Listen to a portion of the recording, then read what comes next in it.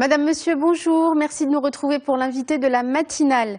Promouvoir l'usage des vaccins pour protéger la population contre les maladies cibles et maintenir un taux de vaccination supérieur à 95%, ce sont les objectifs de la Semaine nationale de vaccination organisée par le ministère de la Santé et qui a pris fin le 30 avril dernier. Pour revenir avec nous sur cette campagne de sensibilisation et faire aussi un bilan du plan national d'immunisation au Maroc, on reçoit ce matin sur notre plateau le docteur Mohamed Benazzouz. Vous êtes le responsable du programme national d'immunisation, justement, au ministère de la Santé. Merci d'être avec nous.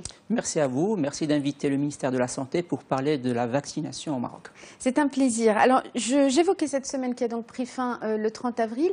J'ai cité quelques-uns de ses objectifs. Est-ce que vous pouvez nous expliquer sa vocation, depuis quand elle est mise en place ?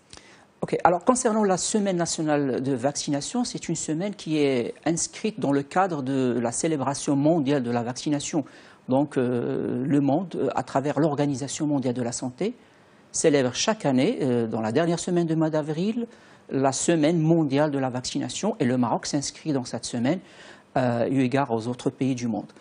Alors, cette semaine représente une occasion pour le programme national, pour le ministère de la Santé, pour réitérer l'intérêt de la vaccination, l'importance de se faire vacciner, et aussi de parler des réalisations et des performances du programme national d'immunisation. Alors comment elle s'organise cette semaine ? Ça se présente sous quelle forme ? Ce sont des vaccinations qui sont organisées dans des centres de santé ? Ça vise quel type de public ? Comment elle s'organise ? Cette semaine, c'est une semaine qui vise en grande partie, en première partie, c'est la sensibilisation de la population. La sensibilisation de la population et bien sûr les prestataires de soins en essayant de véhiculer un certain nombre de messages. Et pour ça, il y a un certain nombre de tables rondes qui sont organisées dans le royaume, dans les différentes provinces du royaume.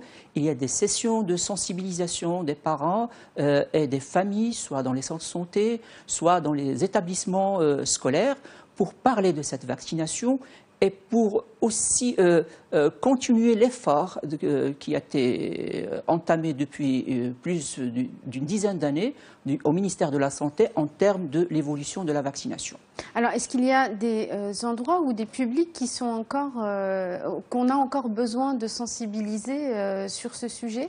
En fait, la sensibilisation, c'est un exercice quotidien des services de soins de santé primaires du ministère de la Santé. On le pratique chaque jour, chaque fois que le professionnel de santé sont en contact avec la population pour une occasion de surveillance, de développement, par exemple, de la croissance d'un enfant, en cas d'apparition de maladie, ou même dans une opportunité de faire vacciner un enfant, on essaie de véhiculer le maximum d'informations concernant la vaccination. Alors, concernant cette semaine, c'est juste pour booster ces efforts de sensibilisation et aussi pour parler et pour faire un descriptif des réalisations du programme depuis plus de 30 ans. Alors on va y venir justement dans un instant à ces réalisations. Une question d'abord pour rappeler à nos téléspectateurs la définition du vaccin et depuis quand ça a été introduit au Maroc et les principales dates en fait, de l'introduction des vaccins qui ont permis de combattre, voire d'annihiler certaines maladies. La vaccination au Maroc, c'est un programme parmi les plus anciens instauré par le ministère de la Santé. Et ça montre l'intérêt que le Maroc a porté à la vaccination comme un moyen efficace et efficient. C'est une intervention de santé publique à fort impact. L'histoire de la vaccination au Maroc remonte au début du siècle passé. Donc, dans les bulletins officiels. Le premier vaccin, c'était en 1929, je crois. Oui, il y a déjà, en 1918, on commence à parler de la vaccination dans les bulletins officiels du gouvernement marocain. Par la suite, il y a eu un dynamisme et un changement dans la structure du programme lui-même et par conséquent le nombre des vaccins et des prestations vaccinales. On va retenir quelques dates phares. C'est d'abord la naissance du programme élargi de vaccination. Ça a été au début des années 80.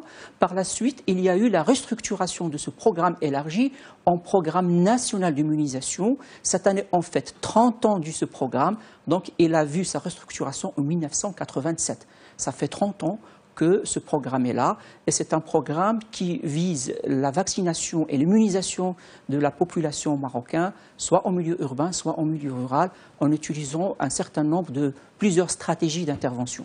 Alors, quel bilan peut-on tirer en termes de couverture vaccinale, en termes de maladies combattues, de taux de mortalité infantile? Est-ce qu'on a des chiffres pour évaluer les progrès de ce plan national d'immunisation? Effectivement, on a des chiffres qui montrent l'impact de ce programme et sa contribution importante dans la réduction de la mortalité infanto-juvénile. Je citerai quelques chiffres concernant d'abord la couverture. La couverture vaccinale, actuellement, il dépasse les 95% en milieu urbain et en milieu rural, et pour l'ensemble des antigènes, c'est-à-dire l'ensemble des vaccins. On a plus de 12 vaccins qu'on a dans le calendrier pour les enfants et un vaccin pour les femmes en âge de procréer. Alors, concernant d'autres chiffres concernant l'impact, c'est que le Maroc, le dernier cas de la poliomyélite enregistré au Maroc, il remonte de plus loin. C'est déjà, on parle de 1987, où le dernier cas de la polio a été enregistré, de même que pour la diphtérie, le dernier cas a été enregistré en 1991. Et le Maroc a été le premier pays de la région OMS, la région EMRO, c'est-à-dire du Nord-Afrique et du Moyen-Orient, qui a pu éliminer le tétanos néonatal, et ça a été en 2002. C'était un exploit du programme. Et aussi, maintenant, on est dans la bonne voie d'éliminer la rougeole et de contrôler la rubéole congénitale.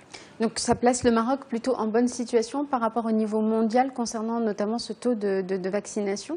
Effectivement, parce qu'il y a plusieurs atouts. D'abord, le premier atout, c'est l'atout politique. Il y a un appui politique à haut niveau, c'est grâce à la politique de Sa Majesté le roi Mohammed VI et aussi à l'intervention directe de Son Altesse la princesse Lalla Meriem, qui est la présidente de l'Observatoire national de droits de l'enfant. Il y a des efforts considérables en termes d'abord de mettre à la disposition de la population jeune marocaine des vaccins qui sont d'abord délivrés gratuitement. Oui, parce que c'était une des questions que j'allais vous poser. On parle de cet éventail de vaccins. Oui. J'allais vous demander est-ce qu'ils sont accessibles? Quel est le coût de ces vaccins? Ces vaccins sont accessibles au niveau des structures de soins de santé primaire. Il y en a à peu près 2700 centres au Maroc, dans le milieu urbain et le milieu rural, et ce sont des vaccins qui sont délivrés gratuitement, et ce sont des vaccins qui sont de qualité, c'est-à-dire que ce sont des vaccins qui sont préqualifiés par l'OMS et qui sont bien contrôlés, et cela a été documenté dans plusieurs évaluations qui ont été réalisées. Alors, dernière question, Monsieur Benazous, s'il fallait identifier quelques points encore à améliorer pour renforcer les performances de ce plan national d'immunisation, quels seraient-ils? Merci de cette question, parce qu'on est arrivé à des niveaux de couverture assez élevés. Maintenant, le défi, c'est la consolidation.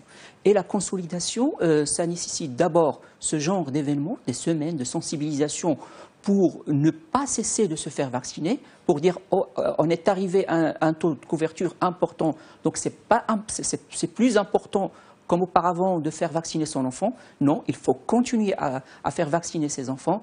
Il faut insister sur les doses de rappel des enfants, donc selon les termes du calendrier national de vaccination.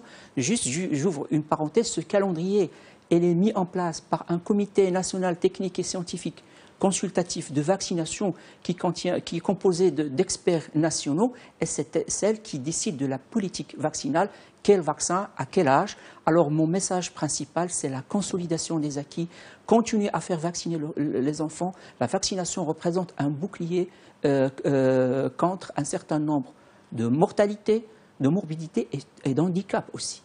Merci beaucoup, Dr Benazous. Je rappelle que vous êtes le responsable du programme national d'immunisation au ministère de la Santé. Merci beaucoup d'avoir été avec nous. Merci à vous et merci de votre invitation. Merci à vous tous et à vous toutes de nous avoir suivis. Restez sur Medi 1 TV. Dans un instant, la suite des programmes. Je vous souhaite une excellente journée à tous.